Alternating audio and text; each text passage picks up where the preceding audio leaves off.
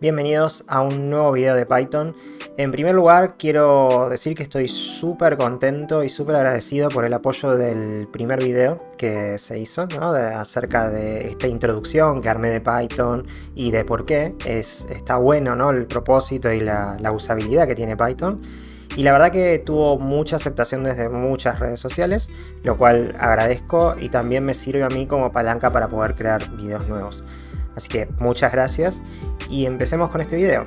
Bueno, hoy vamos a crear nuestro primer mundo, pero antes de eso me gustaría aclarar varios términos, ¿no? En principio, para poder desarrollar en Python nosotros necesitamos un IDE o un editor de código, ¿sí?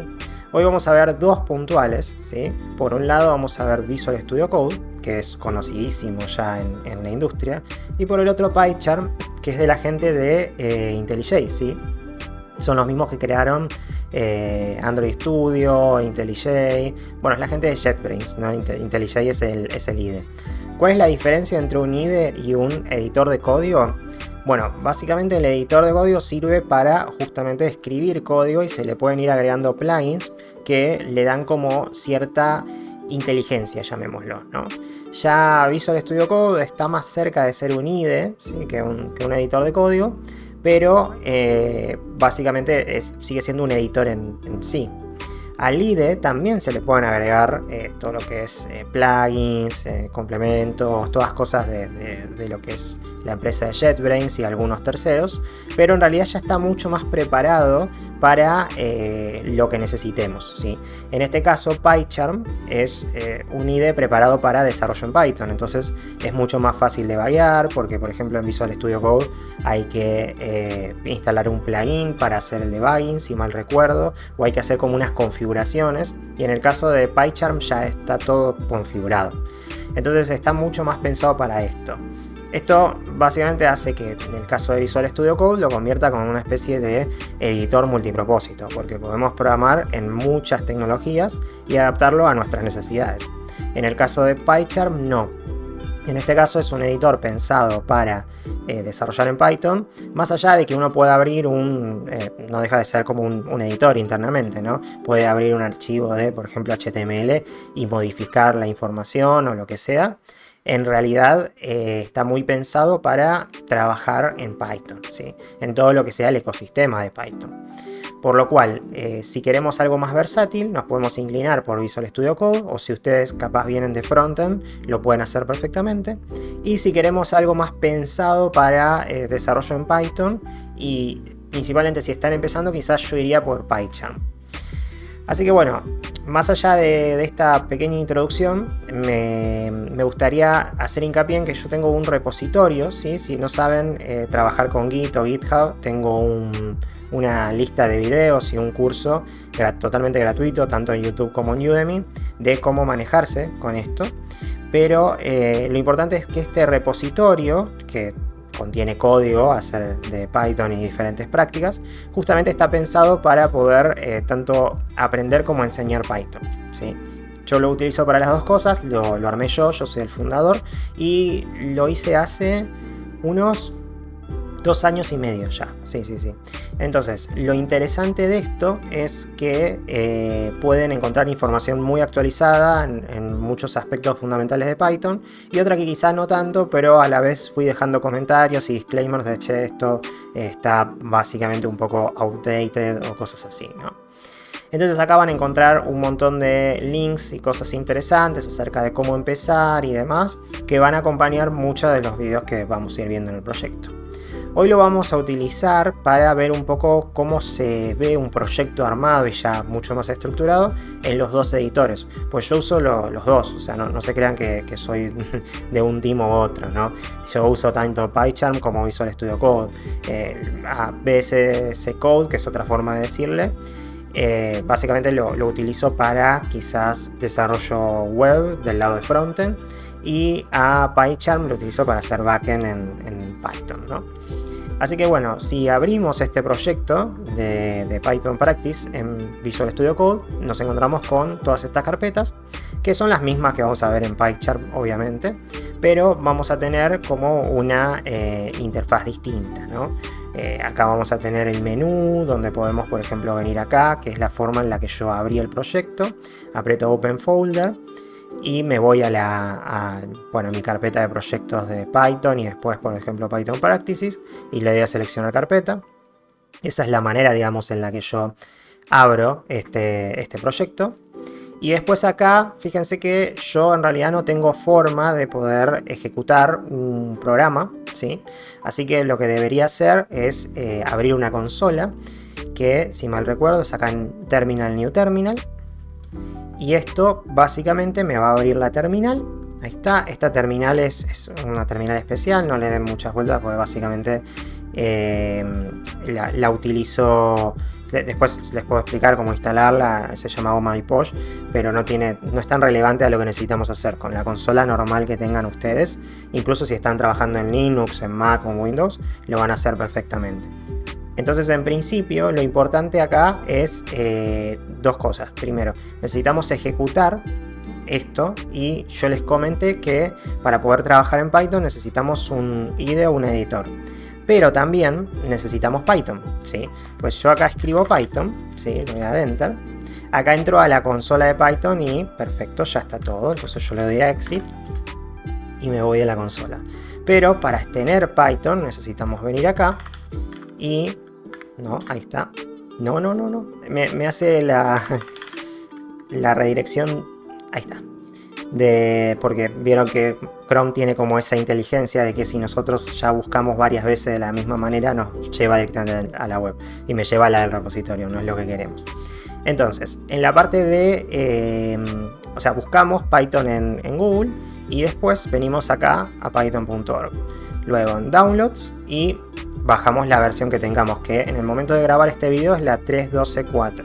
La verdad es que si están dentro de lo que es el Python 3, que eso no va a cambiar hasta dentro de muchísimo tiempo, no creo que cambie. De hecho, antes estaba la versión 2 y la 3 conviviendo de Python, ahora por suerte se unificó todo. Pero bueno, en principio, si ustedes bajan cualquier versión relevante a la 3, ya es más que suficiente.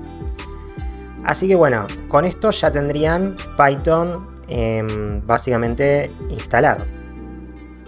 Ahora, un detalle importante es que me falta toda la instalación, ¿no? Descargar lo que sea el editor, en el caso de Visual Studio Code o PyCharm, hacer toda la parte de la instalación y demás, y también Python. Todo eso lo tienen en otro video que los voy a dejar ahí en la descripción, en donde tienen una máquina virtual que armé y yo voy instalando las cosas paso a paso, porque en mi máquina personal ya está todo instalado, entonces me tuve que armar un VirtualBox.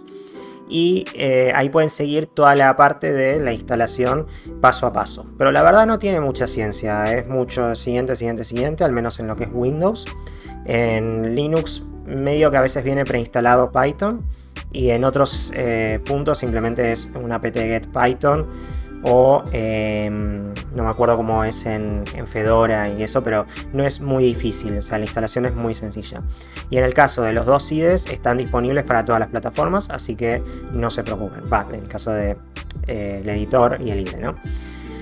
Así que bueno, esto en el caso de, como les decía, Visual Studio Code es de esta manera muy sencilla. Entonces vienen acá y escriben, bueno, vamos a posicionarnos en algún archivo, ¿no? Por ejemplo, vamos a entrar a Level Beginner y a ver, Calc List.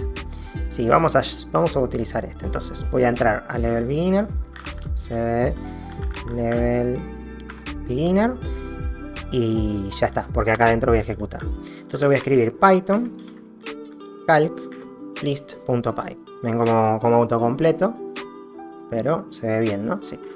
Y le doy Enter y me va a devolver 4 y 18, porque básicamente este programa, después vamos a ver muy en detalle cada una de las cosas que hacen cada programa de estos, incluso lo vamos a programar nosotros, pero para hacer rápidamente un resumen, este programa lo que hace es tomar el valor de un tamaño, ¿sí? Y lo sumariza, ¿sí? Es como un sum.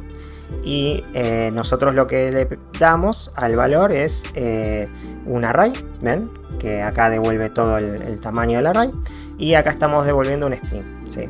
Entonces en principio lo que hace este string es, ok, acá adentro el valor ocupa, bueno, a ver, sí, retorna, sí, no sé por qué hice esto, básicamente. Ahora que lo pienso, definir una función que calcule la longitud de una lista o una cadena dada. Ah, ok, listo. Menos mal que dejo comentarios, porque si no... bueno, básicamente eso. Nosotros le pasamos una lista y devuelve la cantidad, la longitud, ¿no? Y le podemos pasar un string y esto va a devolver también la longitud. Obviamente esto se puede hacer con funciones de Python que ya resuelven esto internamente, built-in functions, pero esto lo digo principalmente para la gente que sepa Python o otros lenguajes de programación, pero en este caso quería armar un ejemplo integral y creo que salió en medio de un Git code o algo por el estilo. Muy sencillito para entender cómo funciona esto. Así que bueno, lo importante acá es la forma en la que lo ejecutamos, ¿no? Pusimos Python calclist.py, listo. Fin del problema. Ahora vamos a PyCharm. En el caso de PyCharm van a aparecer la lista de proyectos si es que ya los abrimos, o si le damos a Open, acá buscamos el proyecto en el directorio y básicamente le damos a OK y lo abre. Yo lo voy a abrir desde acá. Bien, vamos a cerrar esto que tenía acá. Y bueno, en el caso de PyCharm podemos hacer lo mismo, podemos venir acá a terminal y buscar el directorio y después ejecutarlo. O sea, al fin y al cabo esto no deja de ser una terminal, ¿sí? Es la misma terminal que tenemos acá. Entonces, eso por un lado, pero lo que yo quiero mostrarles es algo mejor. Podemos venir acá a Level Beginner y vamos a ir al mismo ejemplo, a Calclist, ¿sí? Y fíjense que acá tengo un play, ¿sí? Entonces si yo le doy a este play, Run Calclist, me va a devolver la misma información y mucho más rápido, sin que yo tenga que estar pensando en ir al directorio, ejecutar y demás. Estas son facilidades que tiene PyCharm. De hecho, si hubiese apretado acá, clic secundario, y le doy a Run Calclist, devolvería la misma información. Y si se fijan, voy a volver a apretar acá, acá aparece debug, ¿sí? Cosa que en Visual Studio Code no aparece. Entonces es mucho más fácil. En el caso de si ustedes están empezando en Python y sienten como que necesitan un editor que, bueno, un IDE que les resuelva mucho la vida y no tenga que estar matándose configurando cosas, es mucho más fácil trabajar con PyCharm, ¿sí? Pero de vuelta, esto es una elección personal. Si ustedes quieren trabajar con Visual Studio Code o con otro editor, hay un montón, Sublime Text, Atom, Notepad++, ¿cómo se llama este? Bueno, el de Vim y el otro que no me acuerdo, que se usa un montón, NeoVim. Todos esos editores, es trabajar con el que se sientan más cómodos. En los tutoriales que yo voy a ir haciendo, en los videos, yo voy a trabajar con PyCharm siempre, o al menos la mayoría del tiempo cuando estemos trabajando con Python. Así que ténganlo en cuenta, porque a la hora de ver algún video mío y que quieran hacer un match contra lo que tienen en, por ejemplo, Visual Studio Code, se van a encontrar con que hay cosas que yo tengo mucho mejor resueltas en PyCharm y ustedes van a poder seguirme sin problemas, pero a la hora de trabajar con ese aspecto, ¿no? Por ejemplo, en la parte de configurar lo que es el Run Configuration, ¿no? Que es básicamente toda la información que yo puedo meterle adicional en el momento en el que corra este script. Entonces todo esto ustedes lo van a tener que hacer a mano en otro lado. Mi consejo es, si ustedes recién están empezando, vayan por PyCharm, ¿sí? Y trabajen conmigo en todas estas cosas. Si ustedes ya tienen experiencia, vayan por el editor que quieran y después van viendo dónde se posicionan todo lo demás que haga falta agregar, ¿no? Así que bueno, fin de este tema. Voy a dejar el Hello World para el siguiente video porque se me hizo muy largo este, pero espero que les haya gustado y dado un poco de claridad hacia dónde ir, ¿no? Con todos estos temas. Y nos vemos en el siguiente video.